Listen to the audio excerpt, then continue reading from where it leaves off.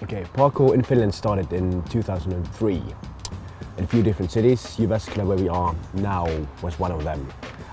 There was a very small documentary with Mr. Fukan on TV, and a few people saw it and get enthusiastic about it. And then when the spring came and the snow melted, we didn't realize that, of course, in winter you can also do parkour.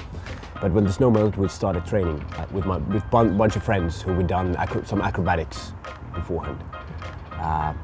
And we formed quite quickly a team called the Concept of Dash that is still going strong. And the training influence is, of course, 2003 was the internet. The few videos we could find from the internet. And of course, our friends, they're members of the Concept of Dash. But in the beginning, it was definitely the videos and our traveling to meet the guys, especially the French guys were my big influence in the beginning, in like 2004, 5, 6. Thomas Godik, especially one, and Sébastien Coudot was one. For example, we met quite early in the list, and after that, like in 2010 and so on, the influence has been from Finland, not from the parkour community, but from, for example, the Faculty of Sports, like sports science. We have many very bright guys that we know that are very much in the sports science, so we're discussing with them how to train, when to rest, when to do conditioning, when to do technique, how much you should do, how to keep your body uninjured and so on. And I think that's the latest influence. The Finnish parkour community is a bit introverted, and being introverted doesn't mean that you're like this, that you're like try to shun people off. You're just not like exploding outwards all the time and being like, hey, look at me, look at me, look at me. You're more like, I'm doing my thing here and it's okay, and if you're interested, then you're welcome to come here. And I think that is a very Finnish trait. I think it's a good trait. I like it. I think many people, if they're from abroad, they didn't know what we do, because sort of I think the official organizations like Parkour Academy and Finnish Parkour Association, they're not very making noise out of themselves internationally, because that's not related to our goals. Our goals is to move people in Finland, so we don't even have an English website.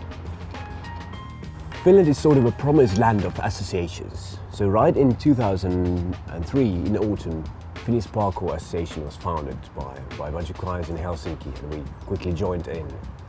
And because of that, I think things in Finland, as an organizational level, they developed quite quickly. 2005, we had our first tour. It was called Flow Finland 2005, and I think we had 8 cities that we covered with the tour. So we went to the city and taught parkour and had a discussion about what's the responsible way of doing it. And we also invited some foreign guests from Sweden, France, UK and Estonia. We were teaching parkour quite regularly from 2005 in Finland. In 2008 we established the Parkour Academy, so we could sort of take it to the next level, take the parkour teaching to a professional level. And ever since, the Parkour Academy of Finland has been quite remarkable organization for the Finnish parkour community. And now it's working in 7 different cities, and there are a few more hopefully in the next autumn. The idea is to make it possible for everyone to access the discipline, to get knowledge about parkour, to start training it, and start training it safely. For everybody, we mean various of age groups, and various of sport backgrounds. It doesn't care, you can come to us and there is a suitable group for you. The first group you can enter, considering your age, is baby parkour. So after 3 months, unfortunately we don't have any group before you are 3 months old. So, but after that, there's always a group you can join in. So there's baby parkour is the first one, of course. It's a bit different than parkour for adults, based on crawling and grappling things and stuff like that. Parkour scene in Finland is like I think you can think it as a like there's two different kind of like groups or different kind of practitioners. There's of course they can mix, because there's now that there's many parkour academies and there's lots of those practitioners who come to our classes, and of course they train also by themselves. But there's also like traditional parkour practitioners who train by themselves. There can be little smaller or bigger groups of people, guys and girls, who can be really committed to the sports and focus on the parkour training and have like really goals with their training. But they don't be a part of any organization, and it's really hard to count because you don't have to pay for any license or buy any parkour equipment. I found it on internet.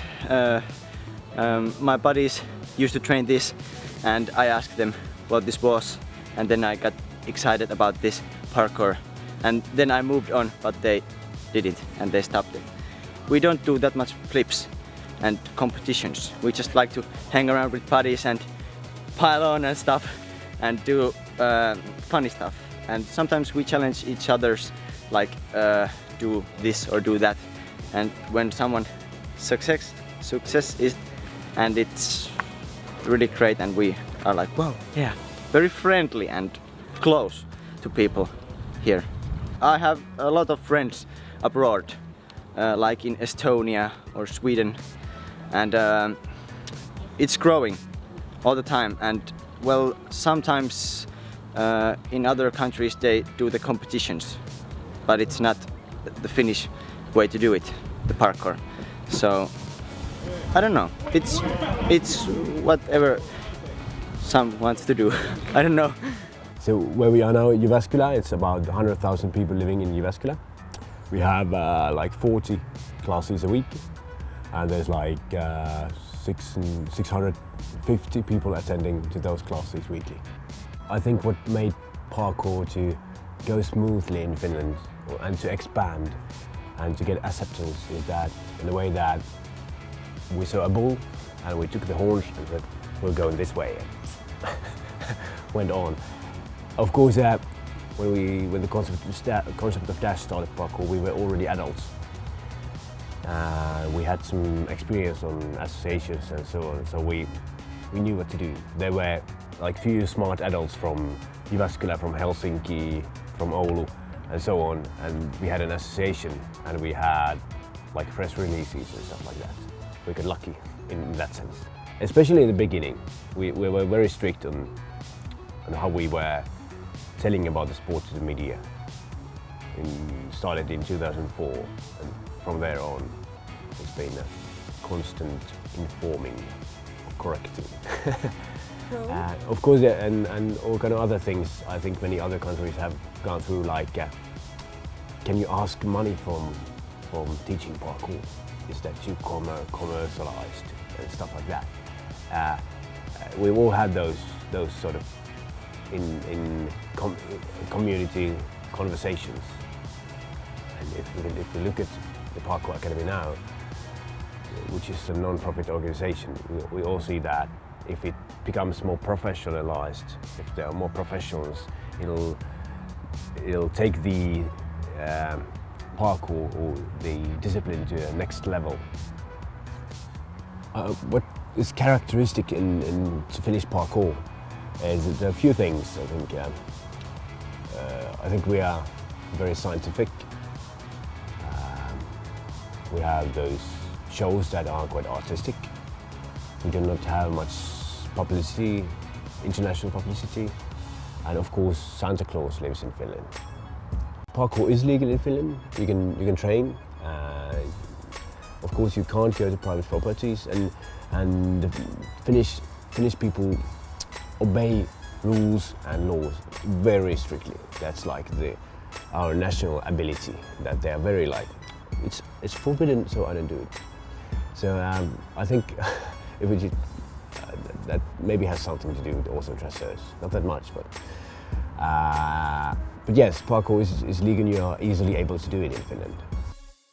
The demographic of people who do parkour in Finland, I think it's the same as everywhere. There's a lot of teenagers or late teenagers, but I think we have also kids and sort of even babies training, and we have also elderly people training. So I think we've expanded the age groups, and of course there are both male and female alike. For some reason, more male. Don't know why. We have women's class here in Jyväskylä, for example, which is always full. So, what's the message of the Finnish parkour community, you say? P1. Maybe about being humble. Maybe that's it. That's something that we're good at least. And that, yeah, you don't need to make a spectacle of yourself to like get validation or something. That's hard. Hard question.